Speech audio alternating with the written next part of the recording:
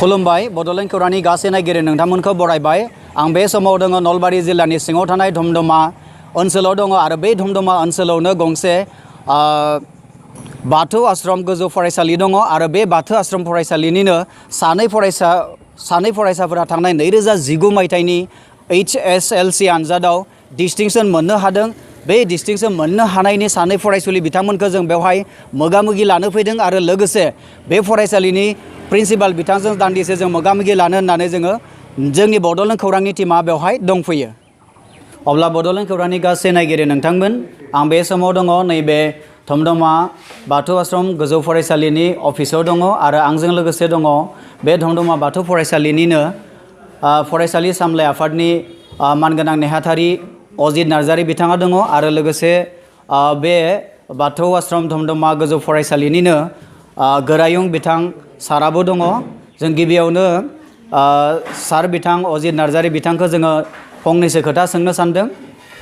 सार बिथांखौ जोंनि बड'लेण्ड खौराङाव बरायबाय। देग्लायनि नैबे 2019 मायथाइनि HSLC आनजादाव बे फरायसालिनिफ्राय सानै गथ'आ डिस्टिंक्शन मोननो हादों। सासेया 90.83 मोनदों आरो सासेया 88.5% मोनदों। बे दिनैनि बे बुब्लियाव नोंथाङा मा बुंगोन? गिबियावनो साबायखर थाबाय।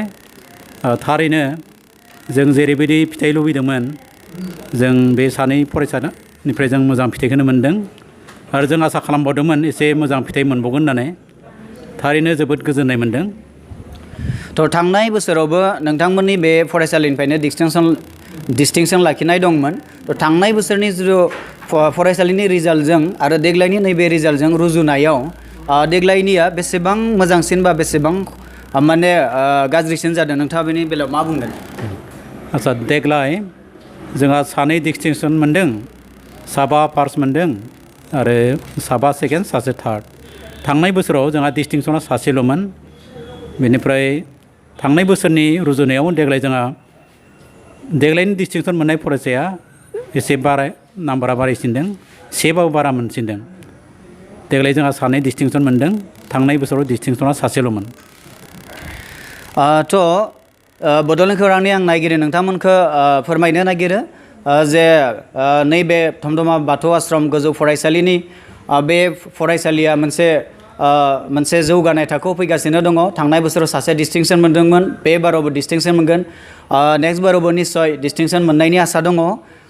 आं बे बेलायाव सार बिथांखौ सोंनो नागिरो जे नोंथांमोना नैबे फरायसालियाव मा रोखोमै बा माबायदि मेथडै नोंथांमोना फोरोंनानै गथ'फोरखौ डिस्टिंक्शन मोनहोनो हादों, बेनि सायाव नोंथाङा बुंगोन नामा?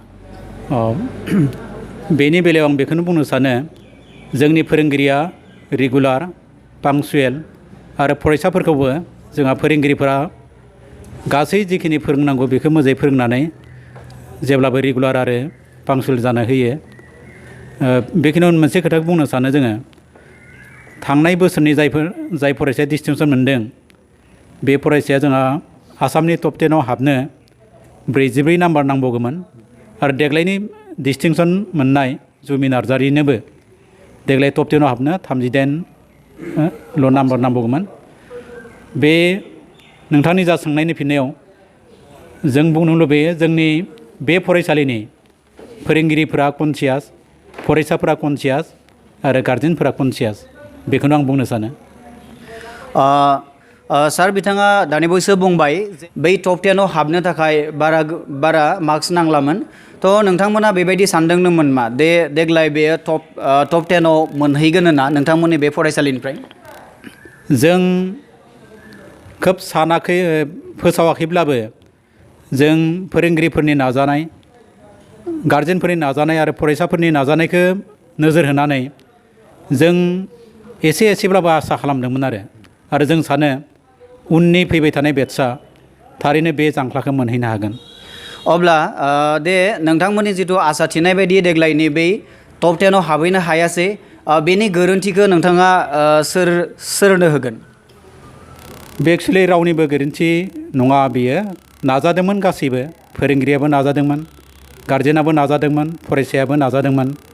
नाथाय बेनि गेजेरावनो नाजानायनि बेलायाव एसे गोरोन्थि जालांबाय। बेवहाय रावखौबो आं दाय होनो साना। जोंनि आसामाव गोबां बाथौ आश्रम फरायसालिफोर दङ बिथांमोननि फरायसालिफोरावबो बेबायदिनो मेट्रिक रिजाल्टआ सोरनियाबा मोजां जादों सोरनियाबा एसे माने मिडियामै जादों थ' बे अल आसाम थानाय बाथौ आश्रमफोरनि फरायसालि सामलाय आफादफोरनिसिम नोंथाङा मा मेसेज होनो सानदों? आं बेखौनो बुंनो सानो जोंनि बाथौ आश्रम क'अर्डिनेशन कमिटियाव गासै गं 29 आश्रमफोरा जथाय जानानै दङ। दा बेखौनो मेसेज होनो सानो जों आसामनि टप 10आव हाबथानो थाखाय गासै फरायसालि सामलाय आफादनि बिबानगिरि गार्जेन स्टुडेन्टस आरो फोरोंगिरि बिथांमोना जेन सांग्रां आरो कनसियास जायो बेखौनो आं खावलायनो लुबैयो। थ' साबायखर थाबाय बे थमदमा बाथौ आश्रम गोजौ फरायसालिनि फरायसालि सामलाय आफादनि नेहाथारि बिथांसिम जों रोजा रोजा साबायखर जासिबाय बड'लेण्ड खौरांनिफ्राय। थ' बे बेलायावनो जोङो नैबे गोरायुं बिथां सारजोंबो जोङो दान्दिसे मोगा मोगि लानो नागिरदों। थ' सार नोंथांखौ बरायबाय जोंनि बड'लेण्ड खौराङाव। मोजां हामलायनाय थाबाय आरो आंबो बरायफिनबाय। थ' गिबियावनो नोंथांखौ जोङो नोंथांबा मोन्थिनो लुगैयो नोंथांनि नैबे फरायसालिनिफ्राय सानै गथ'आ डिस्टिंसन मोननो हादों जोबोद मोनसे मोजां रिजाल्ट खालामदों थ' बे बेलायाव नोंथाङा मा बुंगोन? बे बेलायाव जोंनि सामलाय आफादनि आरो फोरोंगिरिनि नाजानाय आरो फरायसाफोरनि जा नाजानाय गासैबो बे नाजानायनि थाखायनो देग्लाय थांनाय बोसोरनि सासेनिख्रुइ जों सानै डिस्टिंसन मोननो हादों आरो बे नाजानाया जोंनि एसे गोसोआव थुलुंगानाय लाबोदों। थ' जों मोन्थिनानै मोन्दों जे जुमि नार्जारि होननाया 90.83% मोननो हादों आरो बेबायदि पार्सेन्ट मोननानैनो जुमि नार्जारिया कमल कुमार ब्रह्म बान्थायाव 6थि मासिखौ जायगा आवग्रिनो हादों होननानै मोन्थिनो मोन्दों। नोंथाङा बेबायदि मोनसे रादाबखौ खोनानानै नोंथाङा बेसेबां माबायदि गोसोआव दा फिल खालामदों नोंथां? आं जोबोद गोजोननाय मोन्दों लोगोसे जोंनि सामलाय आफादनि आरो जोंनि गासै फोरोंगिरि स्टाफआबो गोजोननाय मोन्दों आरो बेफोरबायदिनो थांनाय बोसोरावबो जोमै नार्जारिया 7थि बान्था मोननो हादोंमोन 7थि जा थाखोआव बिथाङा हाबनो हादोंमोन। देग्लायजों खेबनै जाबाय बे थाखोआव हाबनो हानाया बेनि थाखाय आं जोबोद गोजोनदों। बड'लेण्ड खौरांनि गासै नायगिरि नोंथांमोन आं फोरमायबावनो लुगैयो बे फरायसालिनिफ्रायनो सासे फरायसुलि म्रिया बर' बिथाङा 88.5% लानानै बिथाङा डिस्टिंसन लाखिनो हादों नाथाय दुखुनि खोथाया बेनो जे 2 नाम्बारनि थाखाय बिथाङा कमल कुमार बान्थानि फारिलाइयाव बे हाबनो हायासै। बेबायदि बेलायाव नोंथाङा मा बुंगोन सार?